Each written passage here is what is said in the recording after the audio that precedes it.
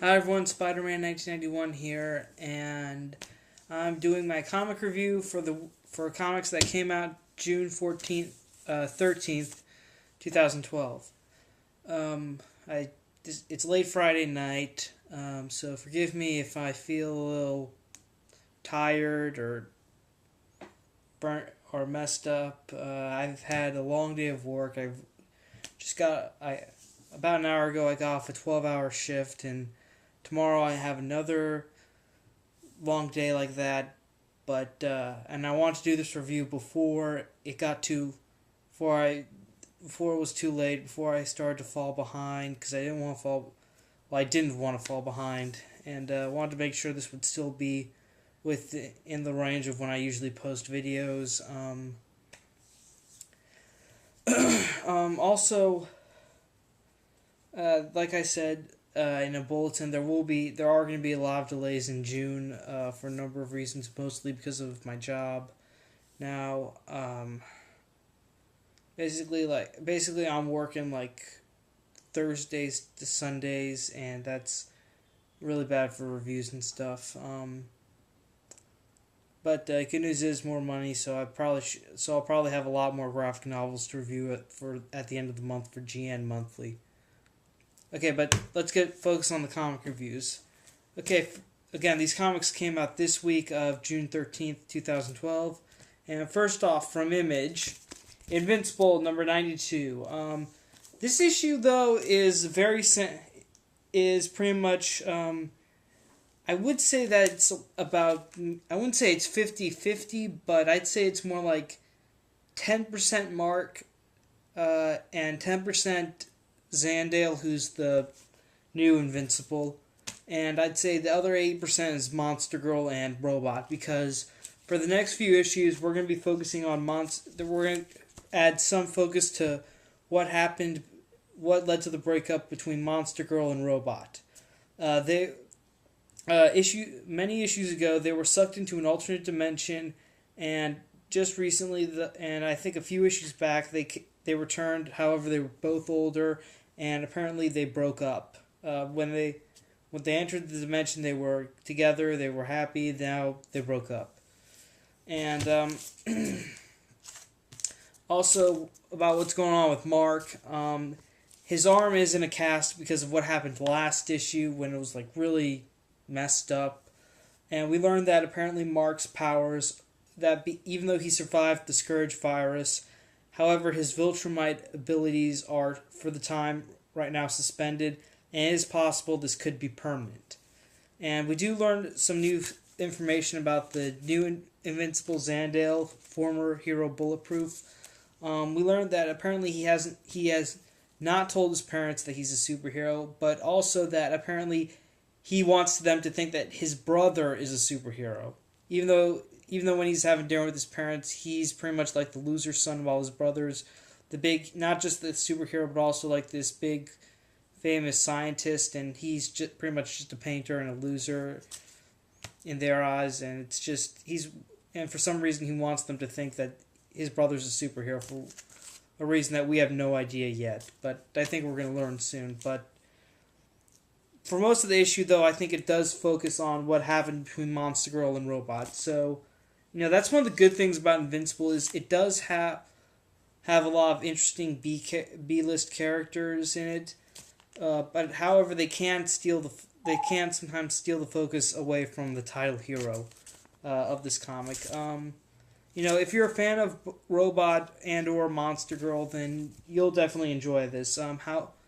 However, right now, I think we're just pretty much burning time until we get to the 100th issue, because we're only 8 issues away from 100. And I'm pretty sure in issue 100, that will be, we'll have a full focus on Mark, and that will be whether he'll get his powers back, he'll be back to full health, and back to being invincible, or he's going to lose his abilities forever, and Zandale's going to take over as Invincible forever. But either way, that's going to be something big, and we're very close. The countdown to Invincible 100 begins now. Cannot wait for the 100th issue. Again, this isn't really a bad issue, but while it does take away focus from Invincible and Zandale, it does focus on the supporting cast, which, is a nice break every now and then. Okay, moving right along. I think I've wasted enough time talking about that. Captain America number 13. Basically, we learned that Henry Peter Gyrich is controlling the new Scourge, aka the former hero Demolition Man, through some sort of electronic remote. Like he's controlling him somehow. I'm not entirely sure how it works, but all Gyrich had to do was press a remote, and all of a sudden, well, at first, the new Scourge was kind of angry at Gyrich for using that. Then Gyrich presses a remote, and all of a sudden he's calm again and starts working for Gyrich. Yeah, but anyways, Cap is eventually able to get Sharon Carter and Dum Dum Dugan and other S.H.I.E.L.D. agents to form a trap, and they catch Gyrich and they take him into custody. However, meanwhile, Cap goes off and he tries to stop. First of all, I should mention that right after they catch Gyrich, Diamondback wakes out of her coma, and she tells Dugan that the new Scourge is Demolition Man, and the issue ends with Cap saving Scourge's next target from being killed, and Scourge getting ready to line up his shot to take a shot at Captain America. So yeah, that's pretty much the summary of this issue. Whole Scourge story, this whole new Scourge story arc, I mean, it's alright. It's not completely terrible like the way Powerless was. I mean, that was just... that was just really boring in the end. But I'm hoping that this one has a way better ending than the last one. And like I said, this story arc is pretty much the make or break arc for me about whether or not I'm going to keep picking up Captain America. I will also point out this book now comes with a free digital copy. Hooray. But the whole new Scourge virus, Scourge the villain. The Scourge virus is invincible. Never mind that. But I think it's gonna be interesting when Cap finds out Scourge's identity, because Demolition Man is a former ally of Captain America, and this might be sort of another Winter Soldier type of thing. But we have to wait and see next issue, see how the ending is, and then I think ultimately that will decide whether or not I'm going to keep picking this series up. Alright, moving right along. Scarlet Spider, number 6. Basically, Anna Kravinoff, daughter of Kraven the Hunter, comes to Houston, and she attacks Kane while he's at a party with his friend Annabelle. Basically, Anna and Kane fight throughout the entire issue, and their fight ultimately leads to the building getting burned down, but everyone's able to get out and no one gets hurt. Well, except Kane's pretty injured pretty bad, but he's able to recover. He's Kane. Then after the main story's done, we're pretty much treated to 4 different epilogues. One is Kane pretty much trying to seek some enlightenment with his new heroic role by talking to a priest and the scene about going to confession and stuff.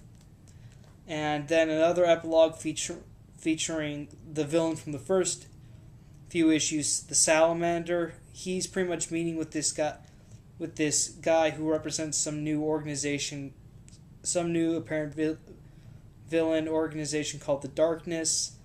And then our third epilogue features Madam Web getting a huge vision. Huge. It kind of reminded me of Angel, of the first few seasons of Angel, when Cordelia would get those visions. She would be like having a stroke or something. That's kind of the same thing. That's how powerful the vision Madam Web got in this issue. And the last one is Anna talking to Kraven, saying that they're getting great. They're going to make plans now to hunt Kane. Scarlet Spider, number 6. I would say this is a good jumping on point for people who haven't read this book. It's a good book. This is pretty much your jumping on point. And interesting enough, though, this issue kind of reads like a .1 issue. It really does. I mean, I wasn't really thinking about this after I read it, but earlier today when I was working, I thought, Scarlet Spider that issue of Scarlet Spider really read like a .1 issue, and it is. This is your jumping... For people who haven't checked out the series yet, you should, because this is a good jumping on point for you, okay? If you've been keeping up with Spider-Man for the past... ever since November of last year when Dan Slott took over, or ever since Craven's The Last Hunt. I would say definitely start reading now because if you love the Craven storyline, I'm pretty sure you'll enjoy Scarlet Spider. Okay, so Scarlet Spider is still hanging in there. Really great series. Okay, and speaking of Amazing Spider-Man, Amazing Spider-Man 687, the conclusion to Ends of the Earth. Okay, I guess right now is a good point to message.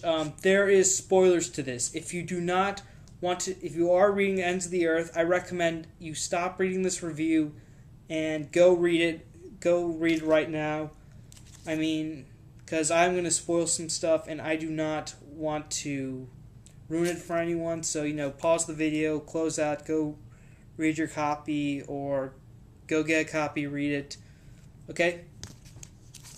Okay, so Ends of the Earth. So the conclusion to Ends of the Earth. Okay, so you can tell from the way issue lot. So basically, Spider-Man, Silver Sable, Black Widow are able to free the Avengers from the control of Dr. Octopus. After they're freed, the Avengers Doc Ock begins to launch his missiles containing his satellites, and the Avengers go try to stop the missiles. Meanwhile, Silver Sable and Spider-Man find Doc Ock's underwater base, and they decide to infiltrate it. So, right when they arrive, though, Doc Ock starts flooding the base, and then when Silver Sable and Spider-Man go searching for Ock, they run into the Rhino. And now we get the big reveal about what's going on with Rhino. Why is he doing this? Well, after losing his wife, Rhino has pretty much gone completely dark side. He says the only reason he helped Ock is because Dr. Octopus promised the Rhino would be by his side to watch the world burn.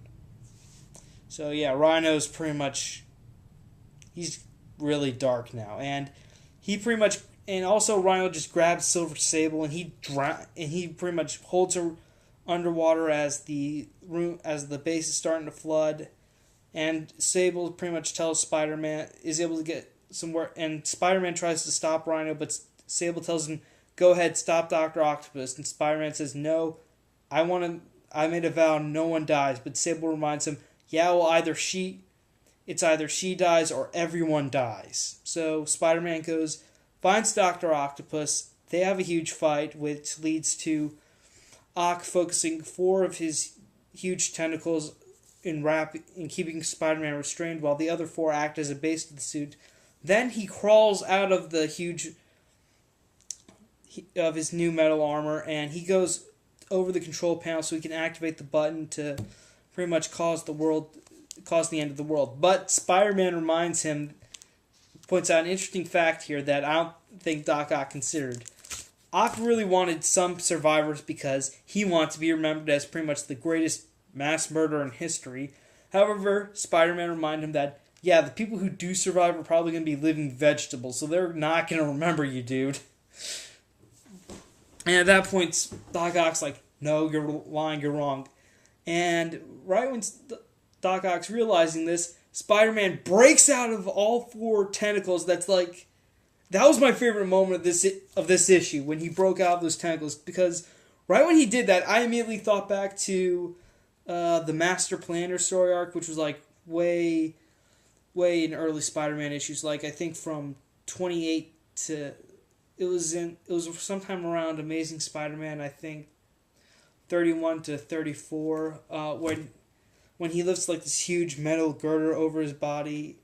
The cover should be familiar. It's called The Final Chapter, but it was pretty much when I read that was like one of my favorite Spider-Man moments, and this definitely brought back the same feeling I had. That was just, I mean, basically Pierre's like thinking, okay, I've got four tentacles here wrapped around me. They're like carbonite steel, 1 inch thick, and then he's just like, okay, screw it, Parker, forget the math, and just breaks out in sheer willpower. That was just amazing.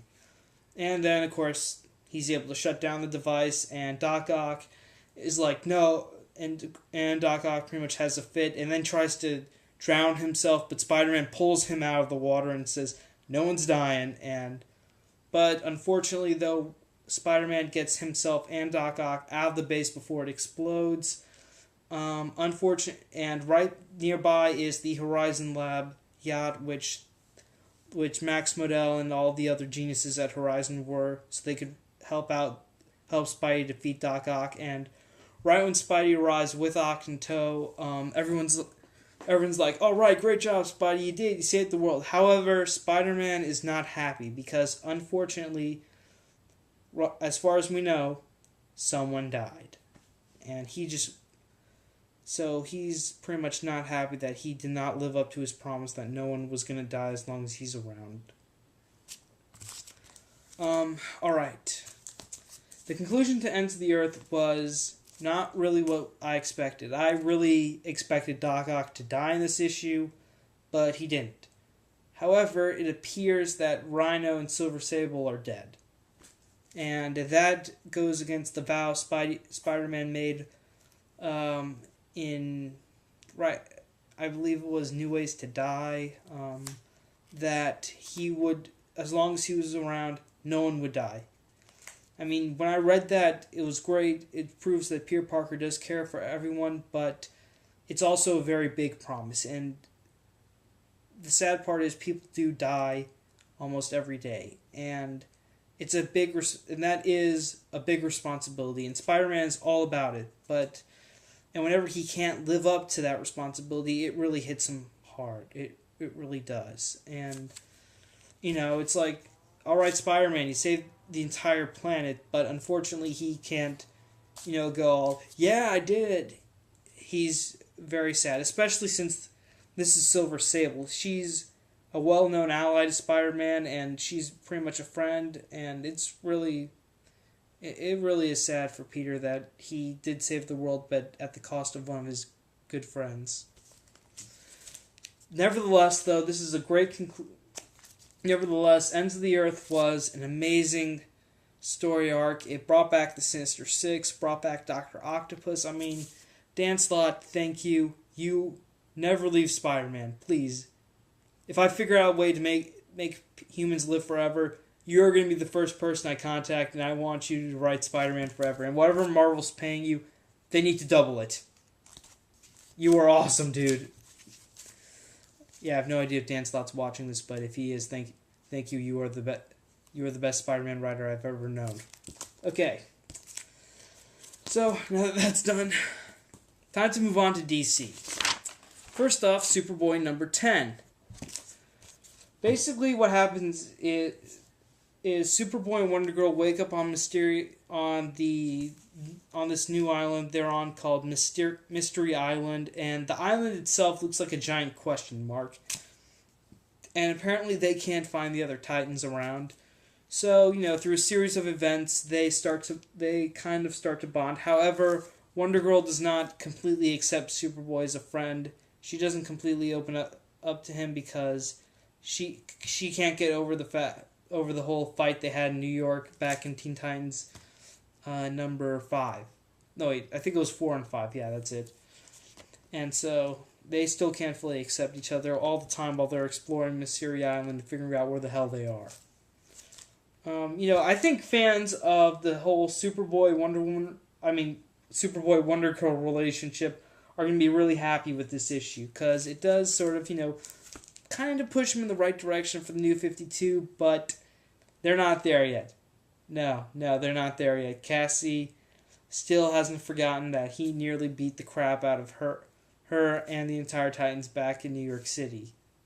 Now, it's going to take a while if there is a relationship to develop here, but there are some sweet moments between the two, and I think, a lot of people were disappointed that they broke up Superboy and Wonder Girl, but, this is a very nice issue, and I would definitely recommend it to them, they're not back together, but it shows some very sweet moments between the two, and there is definitely a spark between them.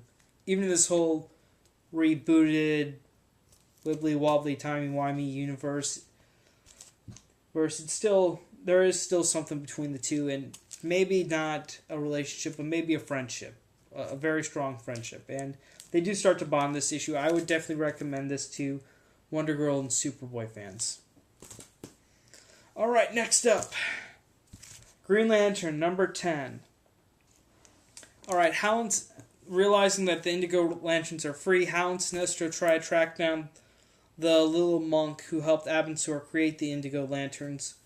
Natromo, that's the guy's name. They find Natromo, then, while Sinestro holds off all the former Indigo Lanterns, Hal takes Natromo back so he can repair the Indigo Central Power Battery, and he also reminds Natromo that he tells him that he's the guy who Abensur's ring chose to replace him, and that is a responsibility, but Abensur would not want him to give up, even if he was gone. So, Natromo, inspired, tries to repair the central battery. However, he can't do it unless there's a spark of the indigo light present, and so far there isn't. However, right at this moment, Irok, or Indigo 1, shows up, and she says that the ring showed her how she hurt Abensur by killing his daughter, and that because of her exposure to the indigo light, she really regrets this, and she feels sympathy and compassion and regret over what she did, and that's enough to create a spark of indigo light, which recreates the Indigo Central Power Battery and returns all the indigo power rings back on, and make all the people who were wearing them Indigo Lanterns again, including Sinestro. And right after the re-empowerment, Hal talks to Indigo 1, asking her to let Sinestro go, and she agrees only if Hal can believe that Sinestro is capable of being a hero again without an indigo ring. Without being forced to feel compassion. And Hal thinks about it, but then and his response is that he wants to believe that Sinestro can change.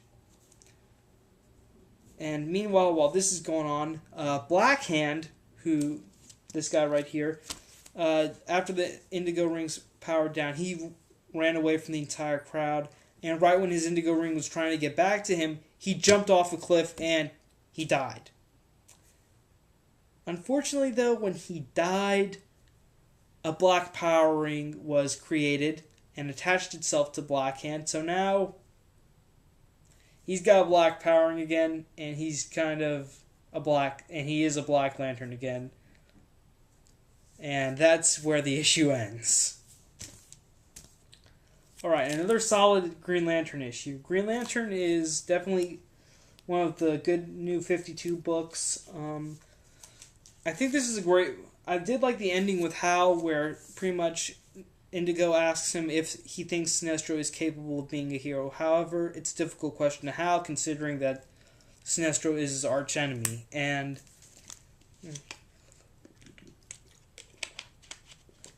Sorry, I was thirsty.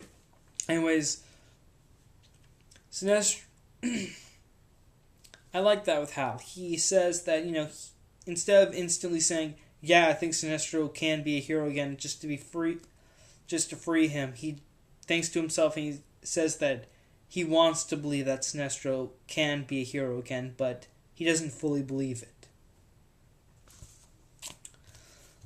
And also the thing with Blackhand was really great. That was a great ending to this. I mean, I don't think we're gonna have a return of Blackest Night, but Blackhand's back with the power of the dead, so I have no idea how that's going to work now, especially since I don't know if he's going to resurrect Neron or not, but I would look forward to that. If you loved Blackest Night, I would definitely start reading with issue 11 next month, because this was great. The whole Indigo storyline was also amazing, though. It had a nice ending to it with SNES. With the Central Power Battery and how everything, we learned a lot about the Indigo Tribe, how they were created. The entire Indigo story arc was amazing, and the cliffhanger to this issue to the next one featuring Blackhand, I cannot wait for that, because I did enjoy Blackest Night, and I think a lot of people who enjoyed Blackest Night are going to enjoy the next story arc. So, that's it for Green Lantern. Now for my final book, and this book is tied for Comic of the Week with Amazing Spider-Man. And it is Batman number 10. Batman is able to track down the Court of Owls. He's able to track down its members, and he's able to figure out where they're meeting, and his search leads him back to the abandoned house that he investigated when he was a boy, back when he heard legends of the court and thought it had something to do with his parents' murder. So he goes to the same house. He finds the court. Unfortunately, they're all dead. I mean, they're just sitting around a dinner table and they're dead. It seems like the court took cyanide tablets and just killed themselves so that Batman wouldn't be able to find them. So, all the court's dead, and the next morning, Bruce Wayne, he's sitting in his study, still in his bat suit, cowls off, and he's just thinking that it couldn't have ended like this because there had to have been something more. And right when Alfred pretty much tells him to kind of let it go, try and move on, and right when Bruce is about to stop, he has a sudden realization. He heads to the city morgue. Then after the morgue, that leads him to the Willowwood Home for Children, which is an abandoned and partially destroyed children's mental hospital. And right there he meets, and who does he meet at the Willowwood Hospital? None other than Lincoln March, who is apparently not Lincoln March, but a former Talon.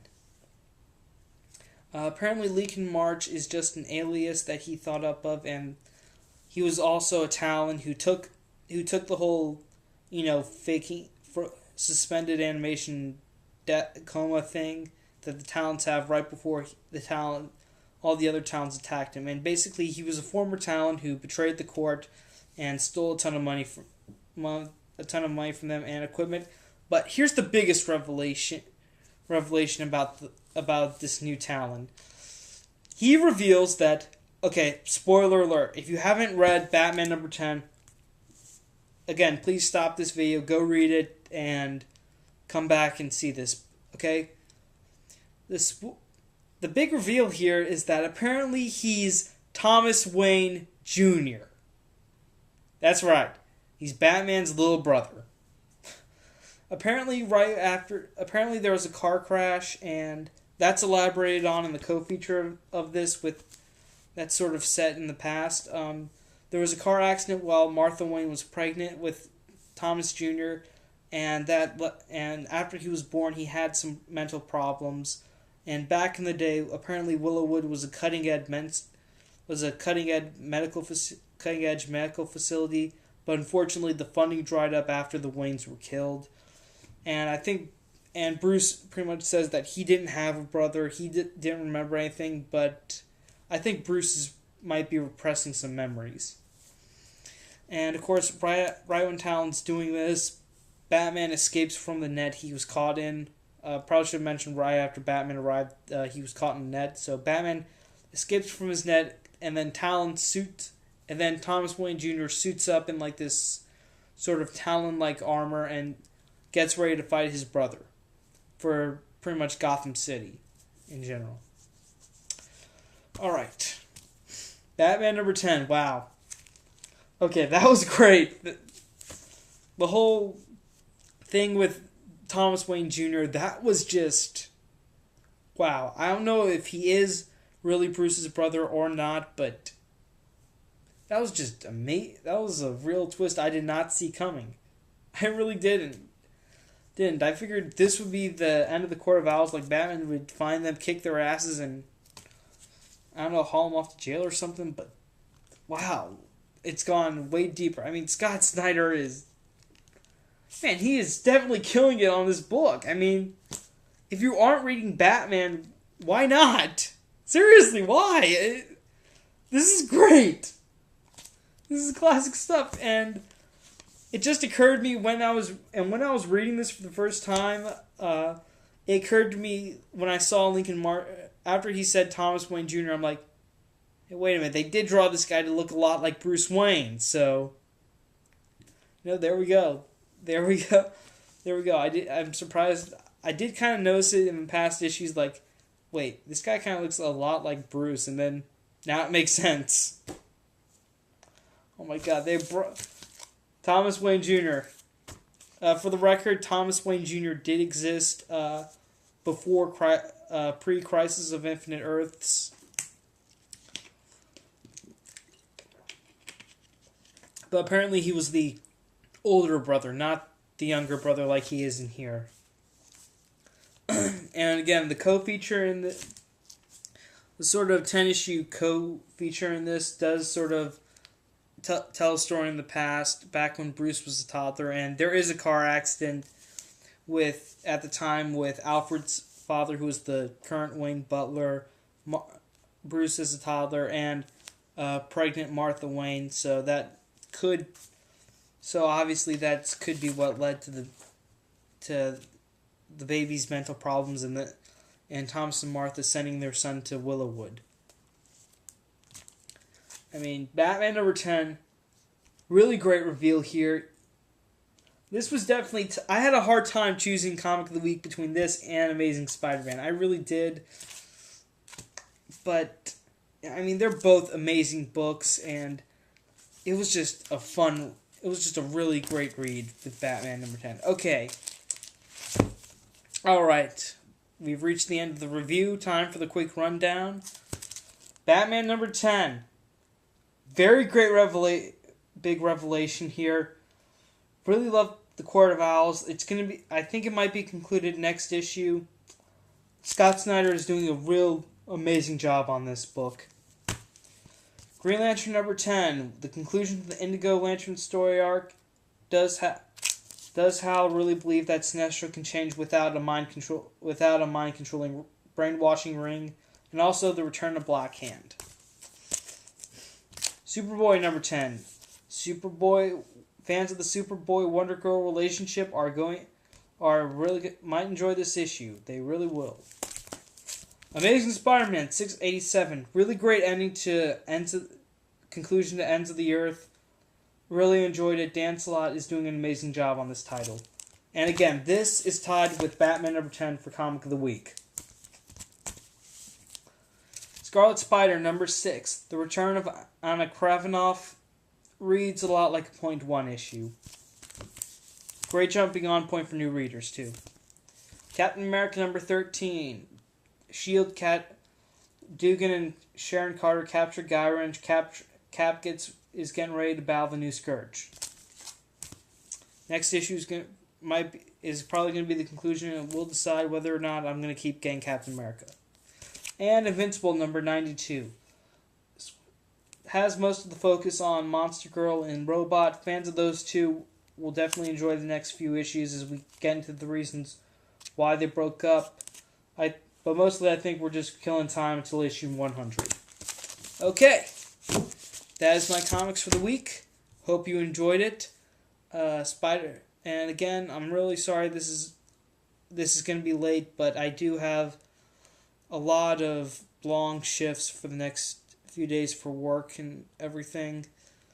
But I want to thank everyone for watching, and I want to thank all my subscribers, especially those who've been with me since I first uploaded a video. Thanks for watching, and everyone else, thanks for watching.